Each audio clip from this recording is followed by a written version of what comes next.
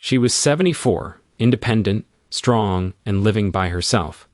Each morning, Margaret would walk her dog, prepare her tea, and say she just felt a little off. Then one day, that off feeling turned into silence. Her right hand trembled, the cup slipped, shattered on the floor, and her voice faded in mid-sentence. An hour later, her neighbor found her, eyes wide open, unable to speak or move.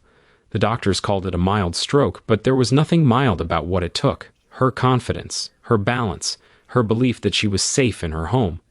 What stayed with me wasn't the stroke itself, but the instant she whispered, "If someone had only told me what those little signs meant."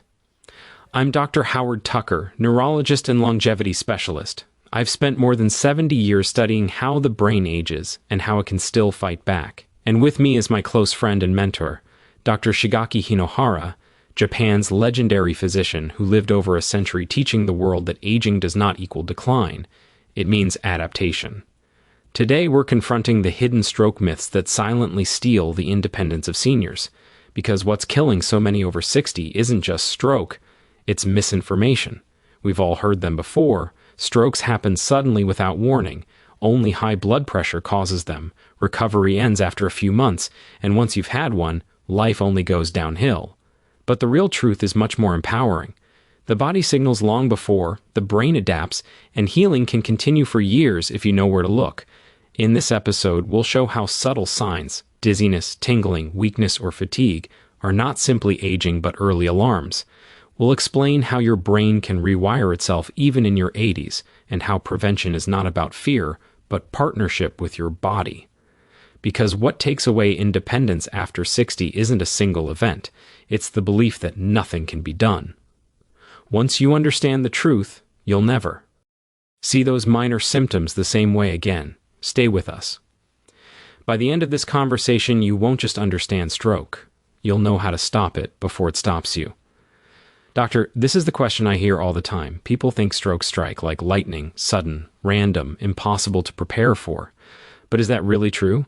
Not at all, Howard. Strokes almost never appear without warning. They actually announce themselves quietly. The danger is not in the lack of signals, but in how easily they are ignored. So, you mean the body speaks first, but we don't listen? Exactly. The brain sends messages long before a major blockage forms, small weakness in a hand, speech that slurs briefly, or momentary vision blur that people dismiss as tiredness. These aren't coincidences. They are mini strokes, transient ischemic attacks, which are essentially practice runs for a real stroke. Right, yes, they're like the brain's rehearsal before the disaster. Research from the American Stroke Association shows that nearly 1 in 3 full-stroke patients had a mini-stroke in the 90 days prior, yet most seniors brush it off. They rest, take an aspirin, and wait for it to fade instead of calling their doctor. I've seen that too. They think it went away, so it can't be serious. Exactly, and that's the biggest myth.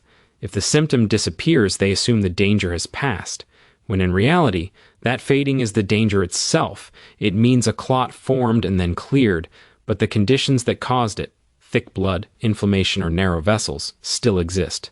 The brain simply fired a warning shot. It's like a small tremor before an earthquake. Ignore it, and the big one follows. Exactly. Awareness is everything. Studies from Tokyo University show that seniors who act within 24 hours of a warning episode lower their risk of permanent disability by 70%. Just one day can change a lifetime outcome.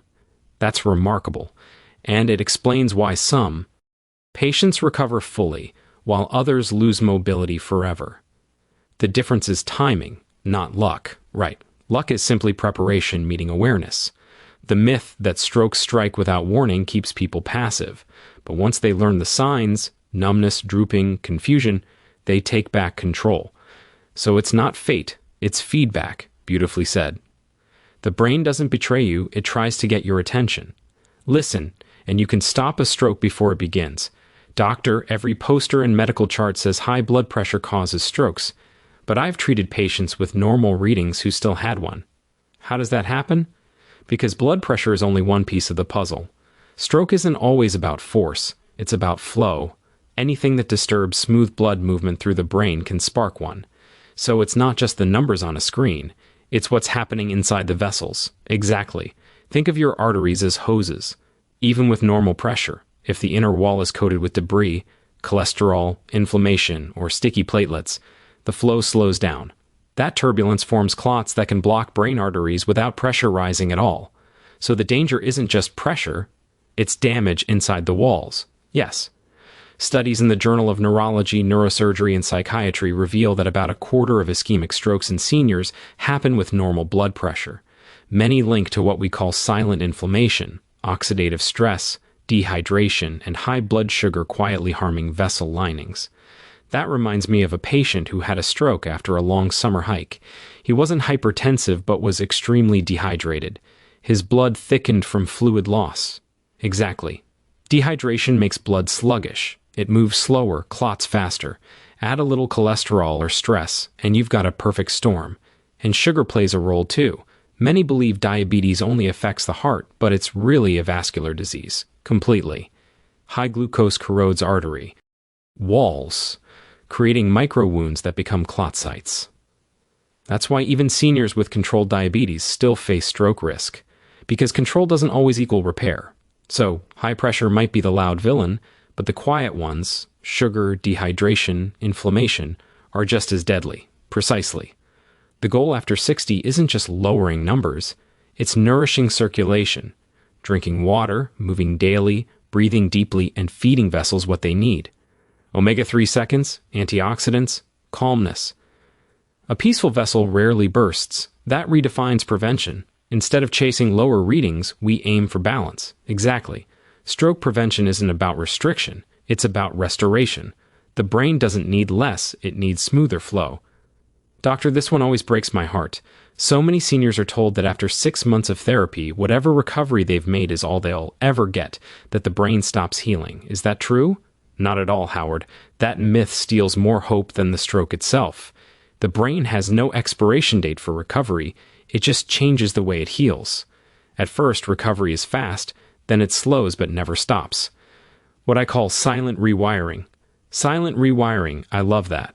So even when progress isn't visible, the brain keeps reorganizing behind the scenes. Exactly. It's called neuroplasticity. The brain can reassign tasks, rebuild connections, and create alternate routes even years later.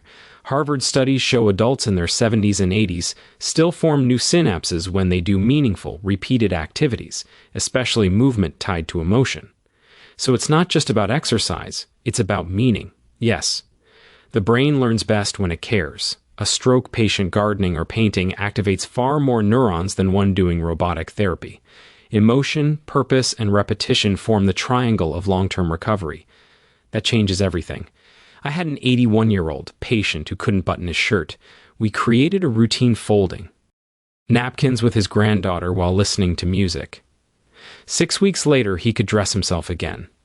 That's the essence of neuroplasticity. Sound, touch, and emotion light up parallel brain circuits. The body follows curiosity, and that spark never fades. In Japan, we've seen stroke survivors regain movement even 10 years later because they began retraining. The neurons were waiting, not gone. So when doctors say you've plateaued, what they really mean is we've stopped trying. Exactly. Recovery slows, but it never truly stops. The brain is like soil. Neglected earth still blooms when nurtured. Movement and attention are the seeds. That's incredibly hopeful. It means even years later, recovery is still possible. Always. As long as there's breath, there's signal. And where there's signal, there's potential. Doctor, when most people think stroke, they picture paralysis or slurred speech. But what they don't see are the internal effects. Confusion, fear, mood swings. Exactly, Howard. Stroke damage isn't only physical, it's emotional. Many patients regain movement but wake up anxious, sad, or irritable without knowing why. That's the brain healing silently. Invisible bruises. They don't show on scans, but they're heavy. Yes, the frontal and limbic systems, which control emotion and decision-making, are often disturbed even by mild strokes. Kyoto University studies show nearly 40% of survivors face post-stroke depression or mood instability within a year, yet most are never screened. So families might think their loved one's lazy or unmotivated when it's really chemical imbalance. Exactly. The recovering brain is like a rewiring circuit board. It still works, but with unpredictable sparks. What helps most is rhythm, gentle structure, and empathy. I tell my patients the emotional brain heals through light, sound, and repetition. Even listening to music can awaken sleeping circuits. Beautifully put. Music, laughter, conversation all stimulate neurotransmitters that restore balance. A University of Helsinki study found stroke patients who listened to favorite music for an hour daily recovered memory and mood twice as fast. That's incredible. And free, no pills, no side effects, just reconnection. Exactly. Healing isn't only physical therapy, it's emotional rehabilitation. The mind and body recover together. When joy returns, strength follows. That's why I've seen mobility return when mood lifts. The spirit moves, and so does the body. Exactly. Hope itself is neurochemical. It fuels repair. A hopeful brain heals faster than a fearful one. So anyone feeling emotionally lost after a stroke, it's not weakness, it's wiring. Yes, you're not broken, you're rebuilding. That process is recovery itself. Doctor, the last myth might be the most dangerous, that after 60 strokes are inevitable. That prevention is out of your hands. Yes, Howard, and nothing is farther from truth. Age raises risk, but it also raises awareness. Seniors know their bodies better than anyone. They recognize patterns. That awareness is power. I love that. It's not resisting age, it's using wisdom to protect your future.